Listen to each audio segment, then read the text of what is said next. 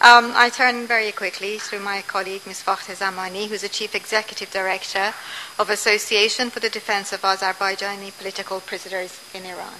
Please, 10 minutes. Thank you. Yes, I will keep within the time. Yeah. No.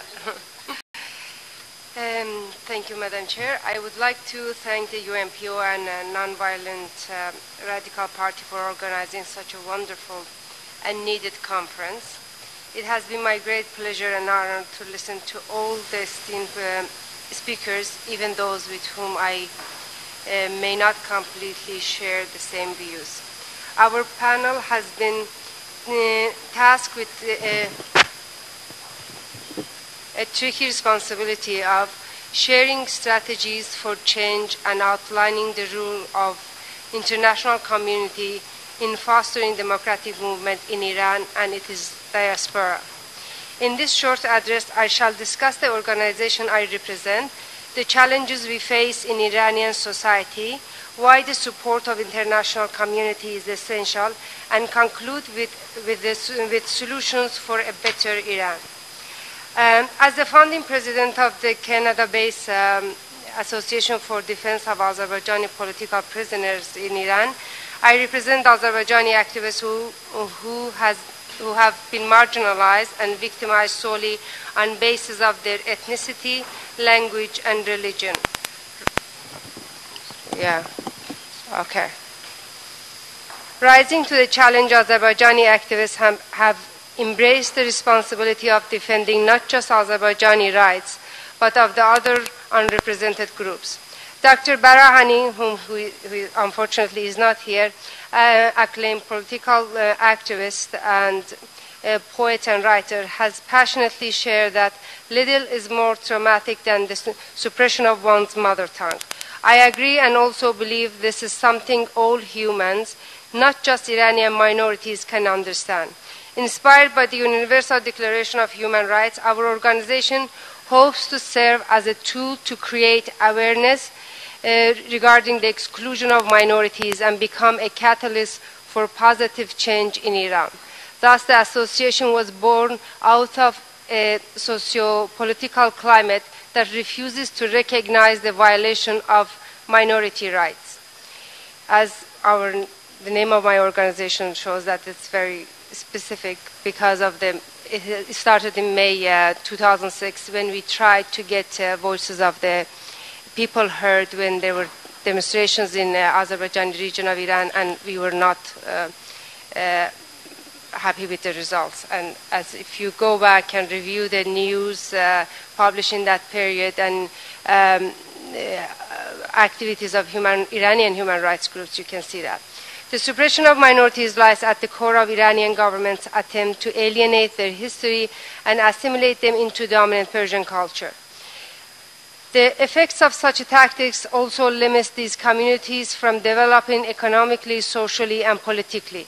This is not a recent development, but something that has its origin in the first Pahlavi era that started in 1925. The demand for cultural, linguistic, religious, and political rights is a legitimate right of all. Unfortunately, it is not a recognized right in Iran today. For example, in an attempt to demand these rights and seek democratic participation from the government, Azerbaijani Turks have been accused of pan-Turkism and many other labels that we, not only from government, but we hear from, unfortunately, from other opposition groups outside. So Azerbaijani Turks have organized peaceful protests similar to that of the Irgun movement and suffered violent reprisals from government and other groups. These effects have largely remained unnoticed in dominant Persian media. Moreover, bringing this to attention of influential leaders and authorities is to risk being labeled, as I mentioned. I personally have found this rather puzzling, as Azerbaijanis largely seek equality and inclusion in the official fabric of Iranian affairs, and as history speaks for that. So, my dear friends, you see that challenges of unrepresented groups are twofold.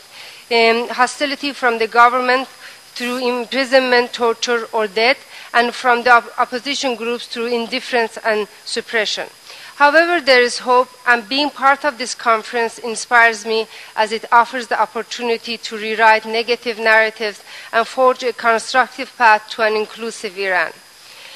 We need the help of our esteemed hosts and the international community in creating awareness of the challenges faced by unrepresented groups in Iran. We commend you for the incredible courage and support you have lent to the Green Movement, and request that the same type of support be given to other ethnic groups. For example, we do need the international media to cover such newsworthy stories like the protests of May 2006, where according to an Amnesty International estimate, thousands may have been arrested and scores killed.